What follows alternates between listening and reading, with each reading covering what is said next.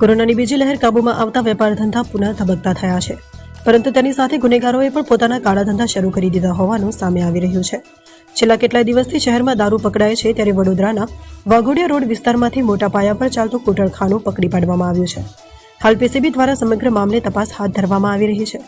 વડોદરામાં કોરોના કાળથી ઠપ થયેલા 2 નંબરી ધંધા પુનઃ શરૂ થયા હોવાનું જોવા મળી રહ્યું છે. છેલ્લા કેટલાય દિવસોથી શહેરમાં યન કેન પ્રકારે દારૂ ઘુસાડવાના બટલેગરોના મનસૂબા પર પોલીસ પાણી ફેરવી રહી છે, ત્યારે પોલીસે વાઘોડિયા રોડ પર ચાલતા રંગરેલિયાના સામ્રાજ્ય પકડી પાડ્યું હોવાની પ્રાથમિક વિગતો સામે આવી રહી છે.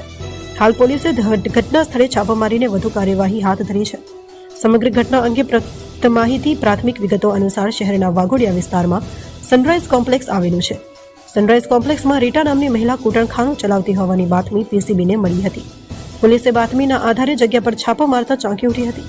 ઘટના સ્થળ પરથી 7 યુવતીઓ અને 3 ગ્રાહક મળી આવ્યા હતા. પોલીસે હાલ તબક્કે તમામની અટકાયત કરીને વધુ તપાસની કાર્યવાહી હાથ ધરી છે. પ્રાથમિક વિગતો પ્રમાણે કૂટણખાનામાં જવા માટે ગ્રાહકોનું સિલેક્શન ઓનલાઈન કરવામાં આવતું હતું. પીસીબીએ યુવતીઓ ક્યાંથી લાવવામાં આવી છે, ક્યારથી કૂટણખાનું ચાલતું હતું, કૂટણખાનામાં ગ્રાહકોને કેવી રીતે ઓનલાઈન આકર્ષવામાં આવતા હતા સહિતના મામલે ઝીણવટભરી તપાસ હાથ ધરી છે. તો હાલ તમામને પાણીગેટ પોલીસ સ્ટેશનમાં સોંપવામાં આવ્યા છે.